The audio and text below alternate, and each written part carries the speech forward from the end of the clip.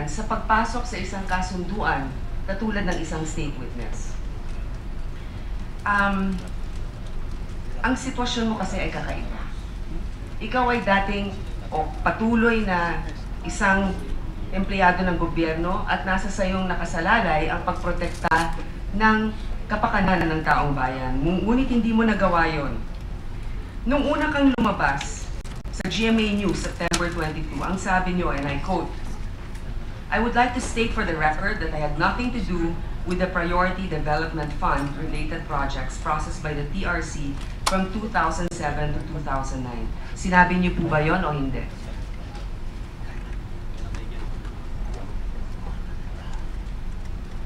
Baka hindi ganun yung context ng pagkakasabi, Your Honor. Pero meron po akong quote at meron din isa from a Clark News na pareho rin yung basically yung pagkasabi na wala kang kinalaman. At pagkatapos nun, marami kang sinasabi na ang iyong partisipasyon ay ministerial lamang. Tama po ba? Baka po, Your Honor, baka po yung binabanggit ko dun sa illegal transactions o naging irregular. Your Honor, if kung i-allow niyo po, noong mga panahon na yun, na dumadaan ko yung mga usapin ng pila sa aming opisina. Doon pagdating ko sa akin, kompleto na yan eh, kompleto na papel, usually. Tapos, sini-check na lang ko namin kung na-comply yung mga documentary requirements. Wala po kaming kapasidad at that time na malaman kung magiging anomalous o hindi yung transaction. May presumption of regularity po dun sa operations. Not like now, hindi patulad ngayon. Ngayon, definitely, we have to be extra careful with all the things that we're doing in all the transactions. With all due respect, sir, yan ang claim mo na merong presumption of regularity. Lalong-lalo na kung ikaw ay bago lamang sa gobyerno, maaaring meron kang presumption of regularity, pero ang haba na ng pinanggalingan mo eh. Ikaw ay nagtrabaho na rin sa tanggapan ng speaker ng Kongreso. Alam mo na yung PDAF at alam mo rin kung merong konting irregular. Ngunit yan ang sagot mo, tanggapin natin sa ngayon. Sinabi mo rin dun sa press con mo na you have not met Napoles during this press con, sinabi mo that I have not met Napoles. Ito, Cunanan said, noting that he has not met or made any transactions with the businesswoman. Do you agree with this quote? Again, Your Honor, it might be taken in a different question. Tapos, iba yung na-picture out. Kasi ang pinanggit mo nga ako sa aking affidavit na nandito. They made representation. Pumunta ko sila sa opisina at nagpakilala na may mga agents sila ng mga senador at mga congressman at may dala silang mga projects. So, ang ibig niyo pong sabihin, dun mo lamang nakita si Ginang Napoles? Yes, Your Honor. So, dito sa pagkakataon na ito, kontra na naman sa sinabi ng ating unang witness na ikaw ay nagpunta dun sa opisina mismo ni Jenny Napoles. Tama ba? Kontra ba ito? Hindi po, Your Honor. Yung una po kasi bago sila mag-implement ng anything, any project, any activity sa TRC, pumunta sila sa opisina ng Director General. Tapos wala ako sa opisina noon. Naalala ko pa, tinawag ako ng security guard dahil nandun ako sa may iba. Hindi, simple lang ang tanong ko eh. Sinasabi mo kasi nakita mo lang siya sa opisina mo. Ikaw ba ay nagpunta doon sa Discovery? At nakita mo siya doon? Ang base ko sa after na yun eh, after na ng mga levels of operations namin. Hindi, pero dun po kasi dun sa press con ninyo, at saka dito sa iyong sinumpaang salaysay, ito po'y nangyari lamang itong sinumpaang mong salaysay. Kailan ba ito? Itong affidavit na ito? Feb 20. So, ibig sabihin within Feb 20, you met Jenny Napoles more than once, correct? But you only claim in your affidavit that you met her in your office. You didn't mention anything about Discovery unless I missed that.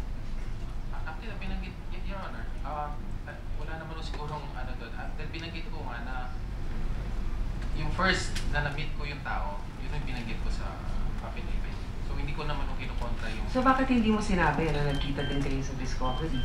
Kung dun sa aligasyon Lalo-lalo na, alam mo naman yung affidavit din ni Ben-Hur. At importante din ang masagot mo yun kung totoo. Totoo bang nagpunta ka doon sa Discovery? Wala ko kasing allegations na ganun sa affidavit na So pumunta po kayo ng Discovery at nagkita kayo doon ni JLF, ni Napoles. Nire-recollect ko nga namin yung situation dahil most likely may chance na may once na part ng inspection na ginagawa namin sa mga institutions na nag-implement. Sinignan kung regular So operations. hindi kayo sigurado, maaari, sabi mo. Hindi mo matandaan ang pagpunta sa JLN. So, ano nangyari dun sa pera na sinasabi ni Ben-Hur Luy na naibigay daw dapat sa inyo pero kinorse dun sa isang representative? Hindi mo natanggap yon? Your Honor, hindi po. Gusto ko lang linawin for the record na yan ang salaysay mo. Paalala kasi Mr. Cunanan, kung ikaw ay isang state witness, meron ka ng immunity from criminal prosecution. Pagkakataon mo na to, na lumabas rin.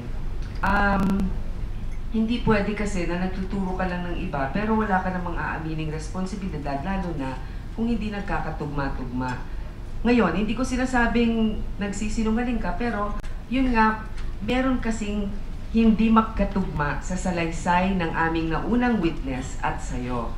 So gusto ko lang linawin. Ngayon,